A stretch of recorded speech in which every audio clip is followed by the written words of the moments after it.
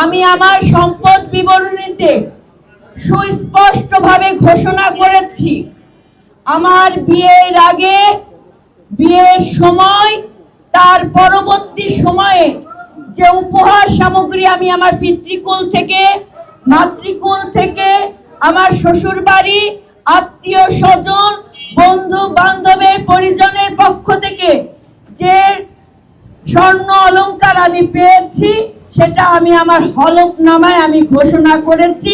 এটা নতুন কোনো ঘোষণা না, এটা 2024-এ করোনা বা যে কোনো ভাইরাসের এগেইনস্টে ফাইট মানি ব্যাকট্রলের লেফট রাইট ইনকাম ট্যাক্স, জুনের যে ইনকাম ট্যাক্স আমি প্রদান করেছিলাম, সেই ইনকাম ট্যাক্সে আমার ঘোষণা করা আছে, যার বর্তমান বাজার মূল্য আনুমানিক আমি 1.5 লাখ টাকা ধরে এবং আরো অন্য ধাতু আনুমানিক 1.5 লাখ টাকা ধরে আমি তার বর্তমান বাজার মূল্য 10 কোটি টাকা আমি ঘোষণা করেছি।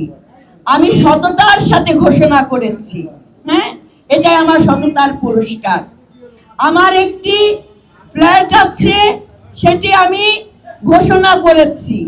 আমার 2টি গাড়ি আছে, সেটিও আমি ঘোষণা করেছি। আমি যখন ঢাকা ব্যাংকে চাকরি করতাম, তখন আমি এই ব্যাংকে লোন নিয়ে আমি আমার এই আপনার মানে প্রিমিয় গাড়িটি এটি আমি ক্রয় করি এবং সম্পূর্ণ লোন পরিশোধ করে আমি ঋণ দায় মুক্ত হয়েছি।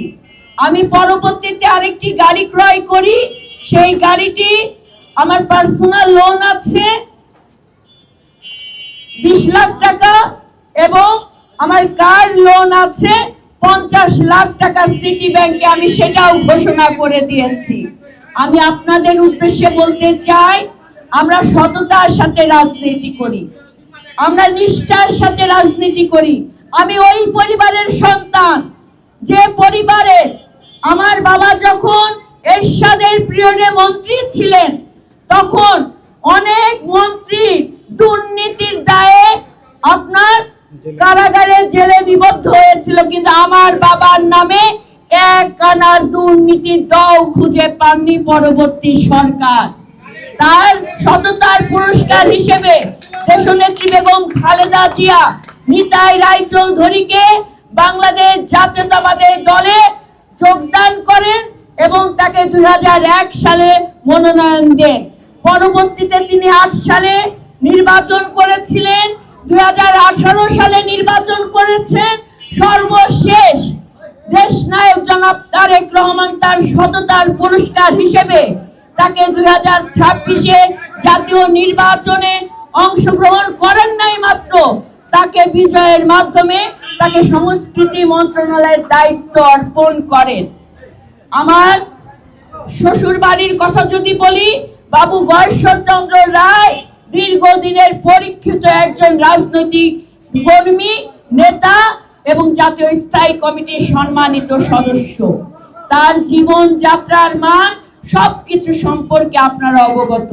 হ্যাঁ, আপনি বলতে পারেন 2 পরিবার এক, এটা আমার ভগবানের দান, তাই না? এটা আমার জন্ম মৃত্যু বিয়ে, এটা তো ভগবানের দান, সেই দিকে আমি রাজকপাল। হ্যাঁ, তো আগামী দিনে আমি আপনাদের সাথে নিয়ে আমি রাজনীতির ময়দানে যেমন আপনাদের অগ্নিকন্যা হয়েছে, এটা তো আমার কর্মের মাধ্যমে, ঠিক একইভাবে সততার মাধ্যমে আমি আমার দায়িত্ব পালন করব। অনেকে সাহস করে বলতে পারে না, ঘোষণা দিতে পারে না, আমি সাহস করে ঘোষণা দিয়েছি আরো 2-3 বছর আগে। এটাই হলো আমার সততা। ধন্যবাদ।